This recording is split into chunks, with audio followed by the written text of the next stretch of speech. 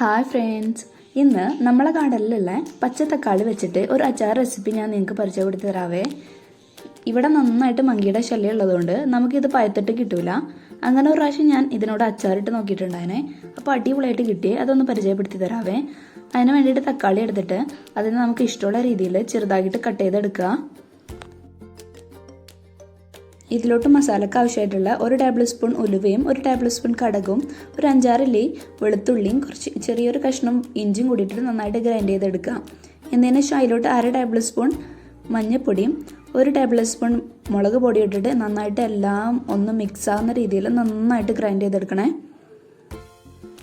ഇനി അച്ചാറിന് വേണ്ടിയിട്ടുള്ള കുറച്ച് വെളുത്തുള്ളിയും അതുപോലെ മുളകും അരിഞ്ഞു വെച്ചിട്ടുള്ള തക്കാളിയും കുറച്ച് ഇഞ്ചും കൂടി സൈഡിൽ മാറ്റി വെച്ചിട്ടുണ്ട്. ഇനി നമുക്ക് ബാക്കിയുള്ള പരിപാടികൾ തുടങ്ങാം. ഒരു പാനിൽ ആവശ്യത്തിനുള്ള ഓയിൽ ഒഴിക്കുക. ഓയിലൊന്ന് ചൂടായി വരുമ്പോൾ അതിലോട്ട് കടുകിട്ട് പൊട്ടിക്കുക കേട്ടോ.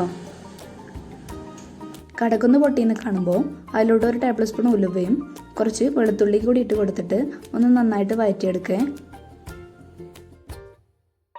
അതൊന്ന് വാടി വരുമ്പോൾ നമ്മൾ നേരത്തെ അരിഞ്ഞു വെച്ചിട്ടുണ്ടായിരുന്ന ഇഞ്ചിയും അതുപോലെ പച്ചമുളകും ചേർത്തിട്ട് അതിൻ്റെ പച്ചമണം മാറുന്ന വരെ നന്നായിട്ടൊന്ന് വഴറ്റിയെടുക്കുക.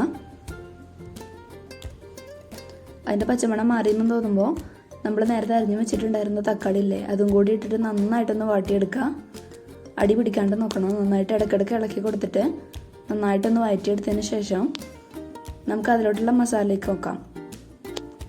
അതിന് ശേഷം അതിലോട്ട് ആവശ്യത്തിനുള്ള ഉപ്പും നേരത്തെ നമ്മൾ മാറ്റി വെച്ചിട്ടുണ്ടായിരുന്ന മിക്സിയിൽ ഗ്രൈൻഡ് ചെയ്ത് വെച്ചില്ലേ, ആ ഒരു മസാലയും കൂടിയും ചേർത്തിട്ട് നന്നായിട്ട് മിക്സ് ചെയ്തെടുക്കുക. അതിനുശേഷം കുറച്ച് ഒരു 1/2 ടീസ്പൂൺ കായപ്പൊടിയും ആവശ്യത്തിന് കറിവേപ്പും കൂടി ഇട്ട് കൊടുത്തിട്ട് നന്നായിട്ടൊന്ന് മിക്സ് ചെയ്തെടുക്കുക. ഞാനിതിലോട്ട് കുറച്ച് വിനാഗിരി ഒഴിക്കുന്നുള്ളൂ. ഏകദേശം ഒരു 2 ടേബിൾ സ്പൂണേ ഉള്ളൂ.